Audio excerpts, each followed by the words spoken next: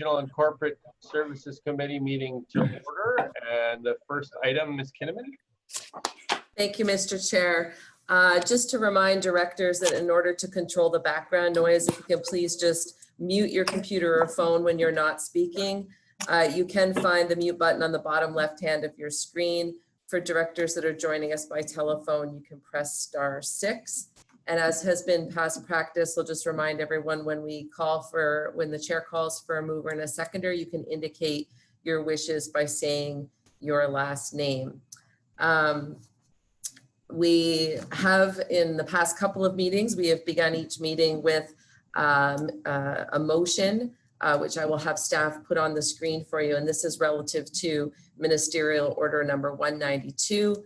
As you know, due to the COVID-19 ongoing global pandemic, we are having to conduct these meetings via Zoom, and our opportunities for public participation look a little different. And so we will just have staff put that motion on the screen if they have it.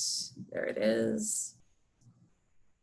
So you can see that it reads that until such time the FERD has a safety plan in place and the FERD offices reopen to the public, the Fraser Valley Regional District continued to conduct meetings without the members of the public present in the boardroom, and that the Fraser Valley Regional District continued to promote openness, transparency, accessibility, and accountability by webcasting and archiving committee meetings online, allowing members of the public to write, email, or call in with questions, and promoting public participation at meetings throughout social media channels. Thank you. And if we could get a mover and a seconder, please. It's moved by Director Facio, seconded by Director Alexis. Any discussion? Seeing none, all in favor? And any opposed? I don't hear any opposed. The motion carries. Next item. Thank you, Mr. Chair. Now I'm looking for approval of the agenda, and late items. So moved. Thank you. That's moved by Director Pranger and seconded by Director Popov. Discussion, seeing none, all in favor, opposed if any, the item carries. Next item. Next is 3.1. We have a presentation by David Urban, our Manager of Outdoor Recreation Planning. So just get David to turn on his camera. I think he has a slide deck to share with you. Hello, everyone. I hear him, but I see a black screen. There he is. See a screen now? I do. Wonderful. And how's my volume for voice? Yeah, I can hear it. Sounds good. All right. Wonderful. Okay. Well, thank you for the opportunity to share with you the results of the 2019 FERD Outdoor Recreation Economic Impact Analysis. The origins of the study are from the board strategic plan, where outdoor David, we don't actually have your screen showing your PowerPoint. Oh, you don't? No. Oh. I just have a black screen on mine that says David Urban. Unless There your we go. PowerPoint starts with just a black screen with your name on it. I'm not. There we go. There we go. There we go. Okay. We'll run. Oh. Perfect. Now, I think someone's going to be advancing the slides for me, if that's okay then? Yes, that's Okay. for sure. Perfect. If I could go to the next slide, that'd be great. All right, as I was saying, the origins of this study are from the board strategic plan, where outdoor recreation and tourism were identified as 2 of the 5 strategic priorities. This led to a multi-stakeholder outdoor recreation workshop in 2017. There are 2 recommendations from this workshop. One was to undertake this study, and the second was to develop an outdoor recreation management plan. In 2018, a federal gas tax funding grant was received to carry out both of these initiatives. Next slide, please. There are several reasons for undertaking a study of this scale and scope. Ultimately, the FERDA wanted to quantify the value of outdoor recreation activities since there was no specific data available. The study will serve as the first ever baseline for future analysis on this subject matter. It will also strategically guide outdoor recreation activities both at the regional and local scale. With sound data, current and future planning of this resource can be better achieved. This will ultimately lead to better decision-making for limited outdoor recreation infrastructure resources. As well, it will assist with tourism marketing since there are much better understanding of how recreationalists are recreating and their travel behaviors. Next slide, please. The project structure was integral to the success of this study. Project funding came from three sources. The majority was the federal gas tax funding, and then Tourism Abbotsford and Tourism Chilliwack both contributed $10,000. The consulting team comprises of three different companies, and then Bonnie Graham from Stolo Tourism and Al Stobart from Stahelis Development Corporation were two collaborating partners who offered valuable insight on the project working group team. To ensure meaningful data was collected for this study, a comprehensive sampling plan was developed. Next slide, please. A year-long regional-wide survey was undertaken that captured 25 outdoor recreation activities. There were 19 survey routes and 131 recreational sites sampled. Selecting these sites involved plenty of staff research, input from outdoor recreation organizations, and field verification. Next slide, please. In total, there was 613 sampling car counting shifts. This resulted in 2,455 face-to-face interview surveys. It appears this level of sampling is the largest ever on-site recreational sampling project done in the history of BC. Because of this scale, it is quite statistically reliable. Next slide. The two major findings are that last year, there was 7.4 million recreation days in the entire region. A recreation day is one day or a partial day of participation in an outdoor recreation activity by one person. So for example, an angler day is the time spent fishing by one person for any part of a day. The other major finding is that recreationalists spent over $1.1 billion on outdoor rec-related products and services in the region. These are things such as equipment purchases, rentals, transportation, food, beverages, accommodations, and retail items. Next slide, please. The top 5 activities for both recreation days and spending are 1, hiking and trail running, 2, camping, 3, walking and dog walking, 4, sport fishing, 5, swimming and beach activities. The first 3 activities account for 4.6 million or 62% of all recreation days and just under 600 million, which is over half of the direct outdoor recreation spending. These activities are defined in recreation literature as kind of soft adventure or recreation activities. The common characteristic among them are that they're relatively accessible for a wide range of outdoor recreationalists. They're urban interface activities and provide more accessible opportunities for families, people with disabilities, and the elderly, and then those who are less comfortable venturing into the more remote areas. Also, they're considered to have lower barriers to entry for most people. Next slide, please. As noted a few slides ago, recreation's spent over 1.1 billion on outdoor rec-related products and services. But when the economic spin-offs are included, such as recreation-related business purchases and employee salaries recirculating through the local economy, the total economic impact increases to 1.8 billion. This sector also produced 662 million in gross domestic product, which is new value-added economic activity in the region. Also, the sector employed nearly 4% of the region's residents, with 11,700 jobs.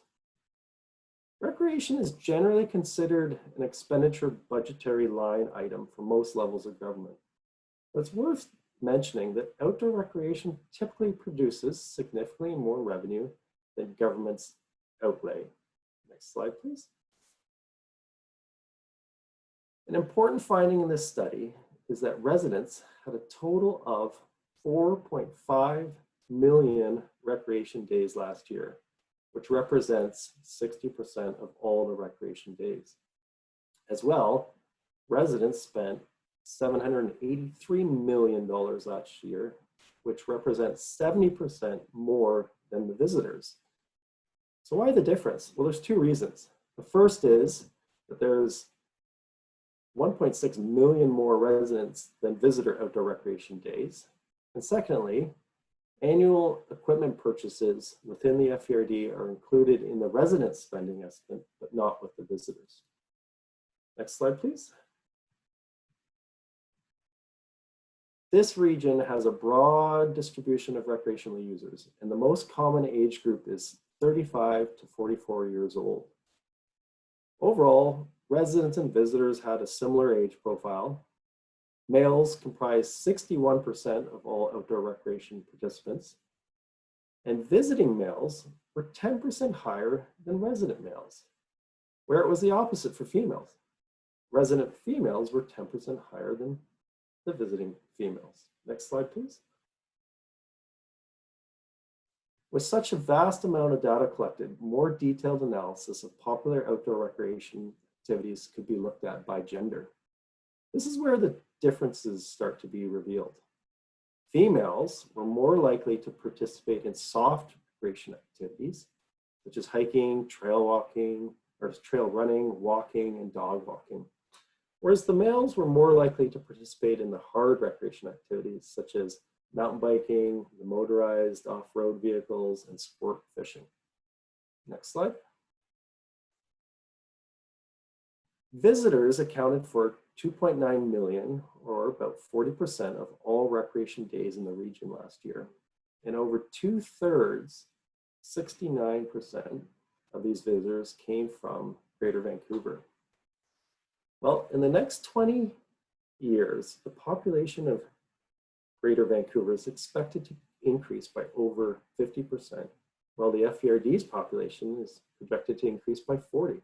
This is going to result in the lower mainland population of 3.8 million by 2040. Like any growth, this will create challenges and opportunities for outdoor recreation in the Fraser Valley.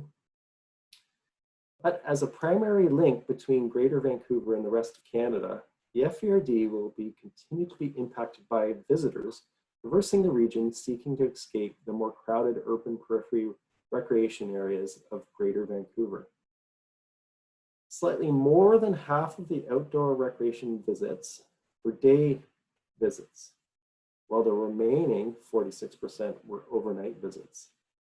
Half of these overnight visitors stayed in the FERD for 2 to 3 nights, while a quarter stayed for more than 4. With more than 3/4 of the visitors staying more than 1 night, this is insightful information for destination planning and marketers, since it's an opportunity to enhance visitor experiences by developing, managing, and promoting complementary activities for these overnight visitors. Next slide, please. Understanding the experience level of recreationalists is a key factor when planning for infrastructure, management, and marketing. Half of the visitors rated their experience level as advanced or expert, compared to 1/3 of residents. The more experienced recreationalists tend to desire more challenging terrain and more diversity in which to recreate. On the other hand, the less experienced recreationist tends to desire less challenging and safer terrain with lower associated levels of risk and clarity and support around directional signage and wayfinding information.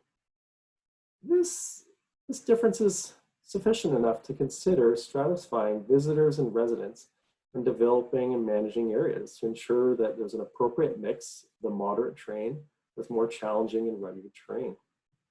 Slide, please.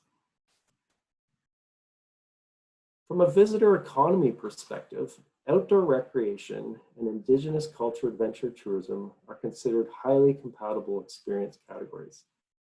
Understanding the awareness, interest, and perspective of both residents and visitors with respect to Indigenous culture is a key aspect in tourism and outdoor recreation planning, which in turn could enhance opportunities for economic development within Indigenous communities.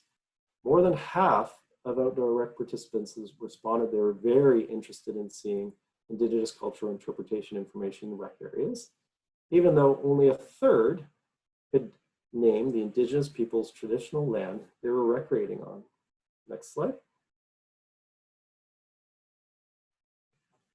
The Net Promoter Score assesses the likelihood that recreationalists in the Fraser Valley would recommend the region as a recreation destination to family, friends, and colleagues. So promoter score is 9 or 10 out of 10. Passive score is 7 or 8 out of 10. And detractors score is 0 to 6. The detractors are subtracted from the promoters to arrive at the net promoter score. The net promoter score of 83 for outdoor recreation in the entire region is exceptionally high for any type of tourism activity, sector, or region. By way of comparison, the net promoter score for BC overall as a travel destination is one of the highest in the world, and it typically falls around 70.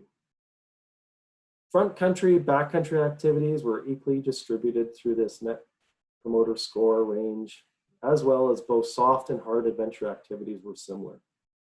Next slide. Outdoor recreation participants were asked to provide a rating of 0 to 10, with 10 being the highest, on 5 aspects associated with their recreation activities. In total, outdoor recreation participants gave an average score of 9.8 for the overall quality of recreation areas and trails in the region. Again, another very positive result for the region's outdoor recreation activities. The chart also shows that satisfaction scores were similar between residents and visitors. But when we broke them down into the 5 different aspects, crowding had the lowest score overall, but was still quite positive. Next slide. Fortunately, this study allows for a deeper look into the specific issues related to crowding. The 3 lowest scores for crowding levels were seen in motorized boating, sport fishing, and swimming and beach activities. This kind of makes sense when you think about it. Think of how popular our region's lakes and beaches can get in the summer.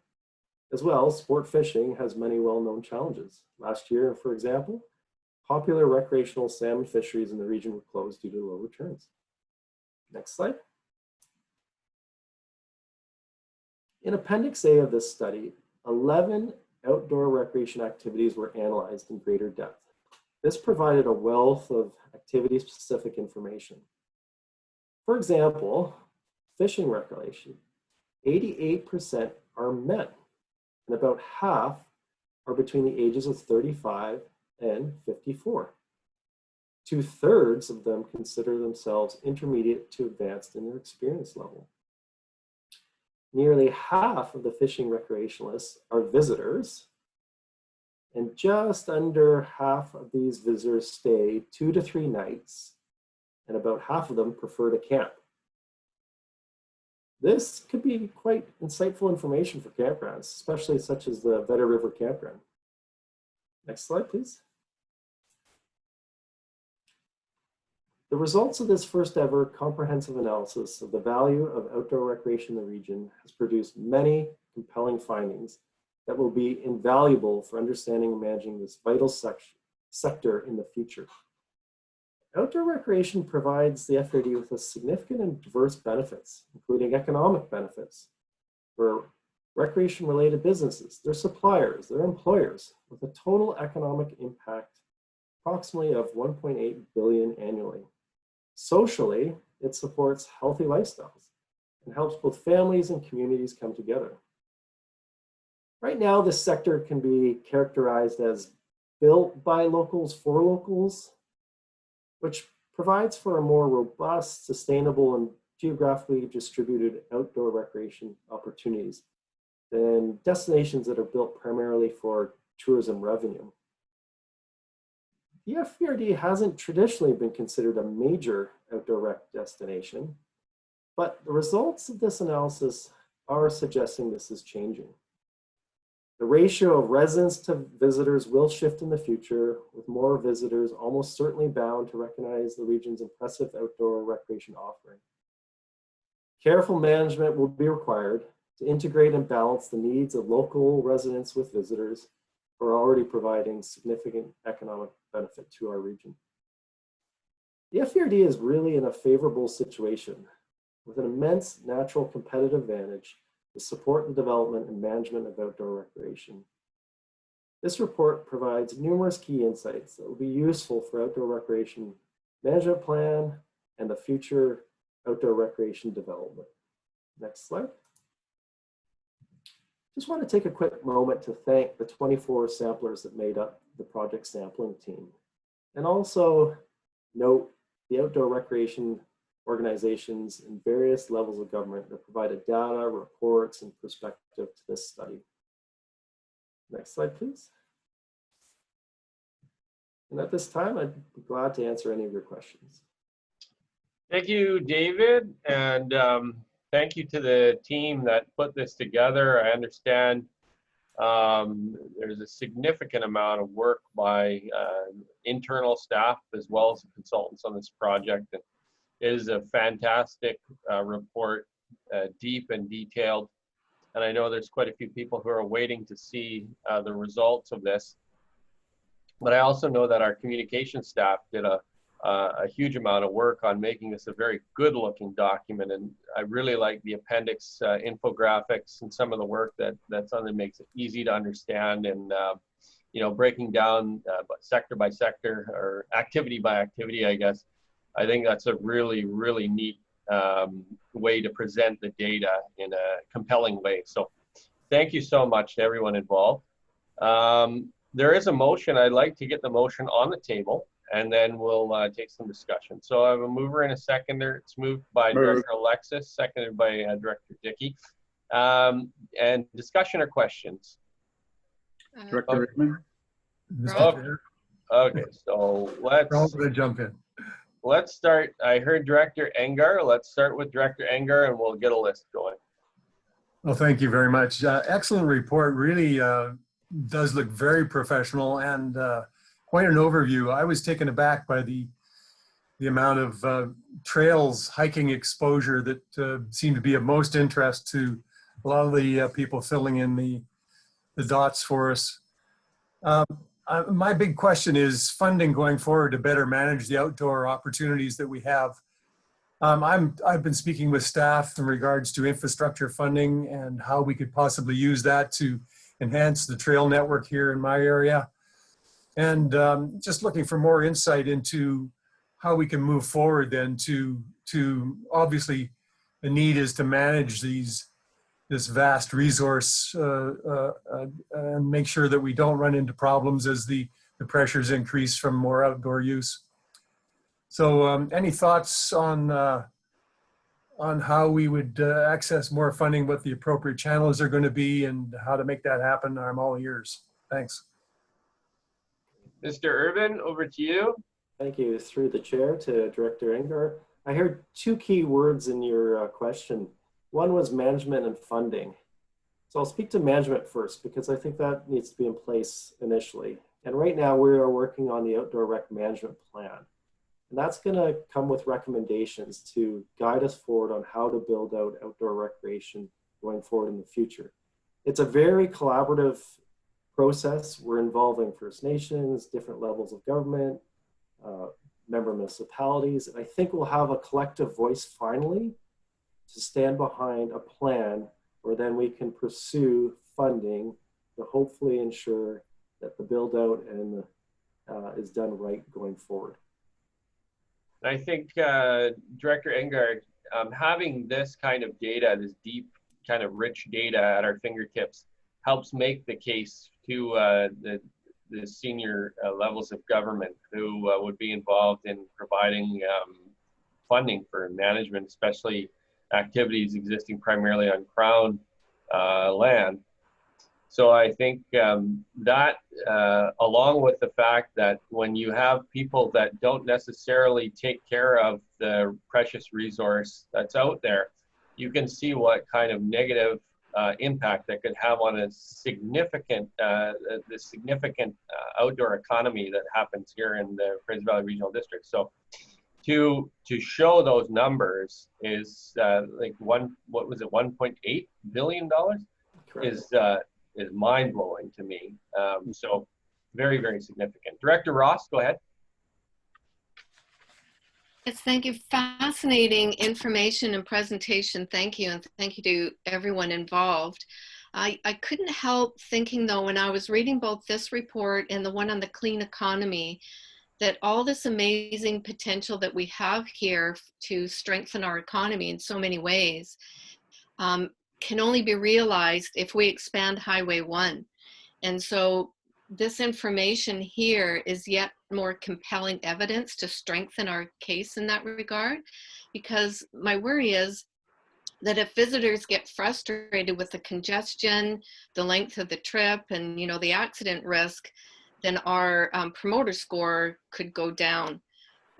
So I worry about that, but this is wonderful evidence to strengthen our case and to keep on the provincial and federal governments to make this happen. One question though in that regard, you had one slide, David, that was talking about the recreation score, and there were a number of categories there. I am assuming the category that relates to access does not include the trip to get there, correct? Through the chair to Director Ross, that's correct. It's about access to the site where you're recreating, so your trailhead, your staging areas. Yeah, so you didn't ask any questions of visitors as to their wayfinding, getting there, how satisfied they were with that, I'm assuming? No, it was more directed to on-site, like finding your way towards your trail, not so much entering into the region. Thank you. And Ms. Kinnaman, I know you had a comment. You flagged me there for comment. Thank you, Mr. Chair. Just further to Director Angar's and also to Director Vice Chair Ross's comments, you will recall that in the 2014 to 2018 strategic plan for the FVRD, that outdoor recreation and tourism were identified as strategic priorities. We are going to be restarting and refreshing that strategic plan this fall. And I think that this particular study and the work that's been performed by Mr. Urban and his team really will bode well for that process as we look at what these priorities should be for the organization. So just further to the idea that if the board desires staff to continue to focus on this, that would enable us to put those efforts into securing more partnerships and funding. Thank you. Director Blue, you had a comment? Thank you, Chair. Yes, I was really fascinated to read this report and to look at, I think many of us know several of the things that were there, but not knowing the economic impact or really appreciating the asset that it is from a regional perspective. And I know from a economic development and investment perspective, the way that people often will choose where they're going to live, put their business, whatever, is based on their experience as a visitor to the region. And our ability to collectively show this asset and to make the appropriate pitch, both for ourselves as well as for the provincial and federal government, the unique range of assets that we have here in the, despite the challenges, the relatively unspoiled, beautiful natural environment we have, is truly something that we should be aware of, first of all, and protecting and enhancing. And so, as we see the challenges that will come with population growth and visitor growth, I think keeping in mind that the growth and the sustainability can happen together is really important for us to measure. So I just really appreciate this benchmark being as thorough as it is, and for us to be able to grow and build from here. And just, you know, adding to the thanks to everybody for the work that was involved. It's the partners that were involved in the study itself are well respected, and I think having that professional level and such comprehensive data is something we can use across the region and in each of our respective areas. So thanks very much. It's a wonderful report. Thank you. Director Alexis. Thank you, Chair Lam. Thank you, David. Absolutely superb report. And it's actually so great to have everybody come together for this. And I love this kind of initiative, and I would love to see more of this where we are working together. Just on Director Ross's comment, 100%, it's all about the getting there and the going home. And just last Sunday, there was bumper to bumper traffic along the Lougheed Highway because there was an accident on Highway 1. Everybody was diverted, and the Lougheed was tied up for hours and hours. So this is a chronic issue. And so all of those were recreators leaving, you know, the likely Chilliwack, Agassiz, Harrison area, and it was just horrific. And my phone rang because our locals couldn't access the highway, which was, anyways, and that's a fairly normal situation. I just wanted to ask David, first of all, what were you really surprised about? And second of all, what do you think the risks might be as a result of this report moving forward? So we know where we can improve and where we need to act, but what do you see as risks? Yeah, through the chair there's two parts. Yes, thank you. Through the chair to Director Alexis. The surprise for me was the pure volume of residents who are using our outdoor recreation. Mm-hmm. I really tried to stress that in the presentation. A lot of the time we talk about others coming to our region, and they are, but the bulk is, and the majority of spending is us locally. So we're actually looking after ourselves, which is amazing. And we've built a system that we're quite proud of, and that's reflected in the satisfaction level scores that we're seeing throughout the report. The risks to all this is the management role. I think Director Engar hits the nail on the head when he speaks to, this is wonderful, we've got this amazing asset, but how do we manage it going forward so it doesn't get out of control? We don't have problems like the Sea to Skies corridor. And that's going to be the biggest challenge. But I think with the leadership we have with our board here, we'll be able to navigate that and see that through, because we're at the early days. We're doing this work when needed, and that's right now. Okay, thank you. Sorry, may I have one little wee one? Wee one, sure. Okay, wee one.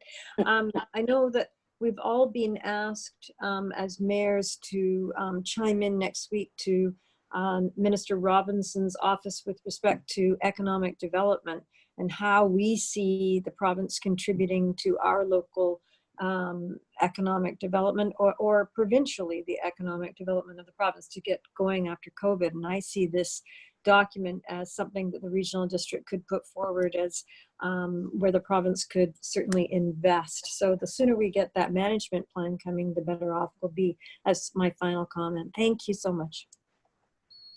Good comments, Director Alexis. Director Raymond, did you have a question? Yes, thank you. And David, thank you very much for the report. It's excellent. I'm just wondering if you received a questionnaire from MLA Taggart on the Fraser Canyon Tourism Master Plan.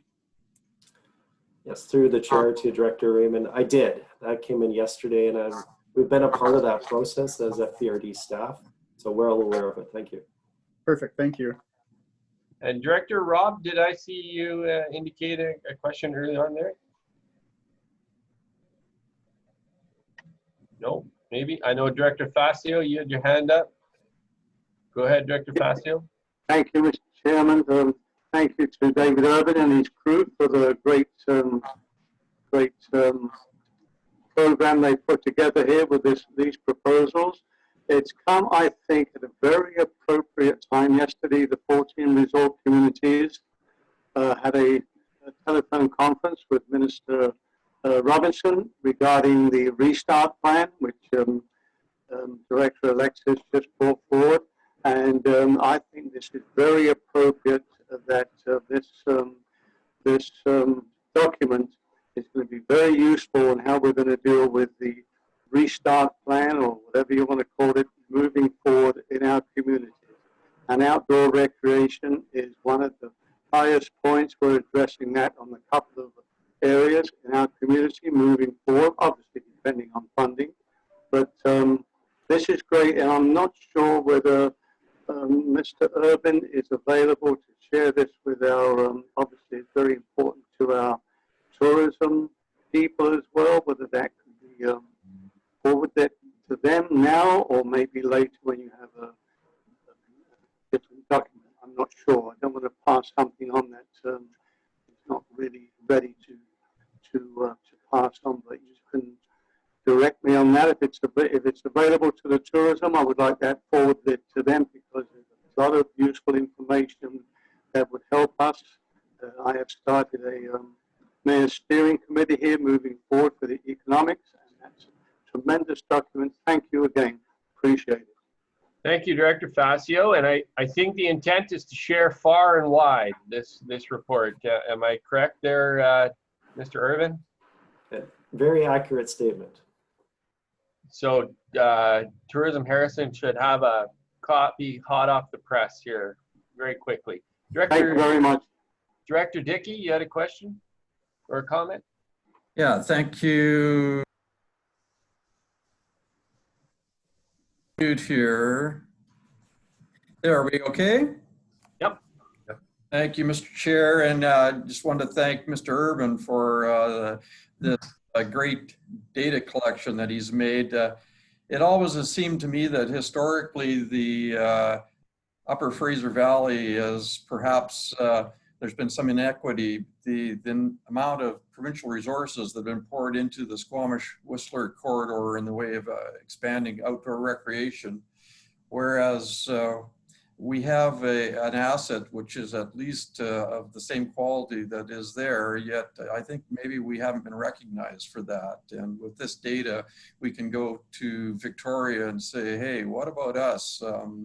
Some resources need to be spent up here because this is absolutely a world-class resource we have, and it's getting utilized more than people realize. So thanks again, Mr. Urban. Great comments. And, you know, perhaps, you know, I think Mr. Urban's comments are that this is kind of early days, and having this preemptory work being done kind of lay the groundwork prior to the management plan. I think there are some people who, it doesn't matter what region of the province, but regions that have become very popular with tourists may have wanted a do-over and wanted to better understand the resource and challenges and opportunities with some good data like we have the benefit of receiving today to help them better plan the long-term sustainability of their outdoor recreation. So I think this is an incredibly important document to start with, help build the foundation for where we want to go today. And Director Anger, I'm just going to check and see if anybody who hasn't had an opportunity first, and we'll go back to you. And I don't see anybody else indicating. So Director Anger, the last word to you, sir. Thank you, Chair. Two final thoughts, if I may. The thought of, I've recently received a thing from the, I guess it's the rail folks that want to put a train access on the highway there, get people moving to and from the greater Vancouver area into our area. And this may be timely, especially as we start to market the results of this study, that one consideration is we're going to be increasing the traffic dramatically, as Director Ross has so aptly mentioned.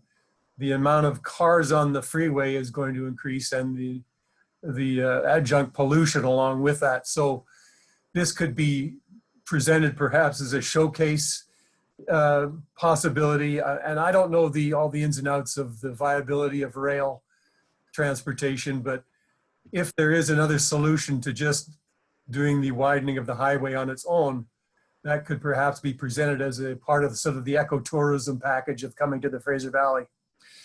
big picture item. Secondly, I would like to encourage Mr. Urban to put together his concise summary that he's presented to us today in a short PowerPoint. I think that would be very valuable for people wanting the quick overview. I know it's a very lengthy document and I waded through most of it, but boy, I'm always happy when I get to the summary and the conclusion to see exactly what the entire contents were in summary. So just a suggestion that as you vocalized it today, Mr. Urban, I think that was excellent, and putting that to picture is something that could present the story in a concise manner to a lot of people that just don't have the time to digest the whole document. Thank you. Well, and they'll have the opportunity, as we stated early in the meeting, to actually rewatch Mr. Urban give his presentation to us on the PowerPoint on our archived video of this RACS meeting as well. So, but I think your comments on the importance of public transit and public transit opportunities for especially visitors coming into the area, so they don't have to contend with you know, a car rental or that kind of thing. I had a conversation it's almost last year now with some visitors from Europe who had come out to go river rafting in Chilliwack, and they were so excited to have been able to take the Route 66 bus all the way from you know, they had transferred out of the TransLink system right onto the Route 66 and were able to get here, jump on the Vetter line. They got picked up right in Vetter Crossing, went river rafting, and they were back in Vancouver that evening. So we do have the system operated by the FERD and the partners, but the commentary around the fact that we need dedicated bus lanes or dedicated lanes, a widened highway, to have people get out here, I think it's very important one. And then whether or not we use that to make the case for other types of commuter or rapid transit out to the valley eventually, I think those are great comments. Okay, so we've got the mover and the seconder, and I'm going to call the question. All in favor? Aye. Nobody opposed. Motion carries. Thank you very much, Mr. Urban and all of the team. Next item. Moving down to 4.1, we have the draft Regional and Corporate Services Committee meeting minutes of June 9th, 2020. Moved, Ross. Thank you. It's moved by Director Ross, seconded by Director Facio. Discussion. Seeing none, all in favor. Opposed, if any, the item carries. Next item. Item 5.1.1 are the 2019 report results of the Climate Action Revenue Incentive Program. There's a motion for your consideration, and staff are available to answer any questions that you might have. Thank you. It's moved by Director Raymond and seconded by Director Ross. And discussion. Seeing none, all in favor. Opposed, if any, the item carries. Next item. Next, we have 5.2.1, the Bike Skills Park wood feature upgrades at Island 22 Regional Park. This is an information item, but again, staff are available to answer any questions. Thank you. And any questions on this item? Always interested in upgrading bike skills. It's a fantastic thing. Next item. Next is 5.3.1. We have the Fraser Valley Clean Economy Spotlight at Globe 2020. It's a summary report, and there's a motion for your consideration. Moved. Ross. Moved by Director Ross, seconded by Director Blue. And any discussion, questions? Don't see any. Thank you to all of the staff and directors who were able to make it, and then to the Globe presentation. It was very well received, but also all of the directors who were able to participate in the questionnaires and the feedback provided to Delphi. I think it makes a good, again, a rich report that will be very helpful. So I'll call the question. All in favor? Opposed, if any, the item carries. Next item. Next is 5.4.1. We have assignment and assumption agreements for sale of Shaw Telecommunications Tower on Sumas Mountain. Thank you. And mover and a seconder. Rob Stobart. It's moved by Director Rob, seconded by Director Stobart. Any discussion?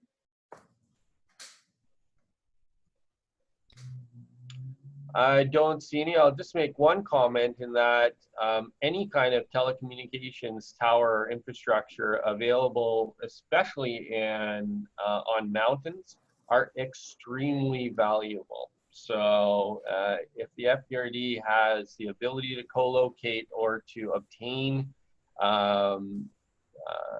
locations for telecommunications infrastructure, they are significantly valuable. So I think looking for those opportunities is a very wise one. So I'll call the question. All in favor? Opposed if any, the item carries. Next item. Next, we move all the way down to report by directors. Thank you. Director Raymond. Thank you. I just want to report out that yesterday I had the opportunity to attend and listen to a ceremony that was, oh, there goes my clocks, to a ceremony that was held to recognize Chief Spitliam. Chief Spitliam was the one that quelled the Fraser Canyon Wars and probably kept British Columbia as part of Canada. We're New Pathways of Gold is putting a park around a memorial stand that's up there for him.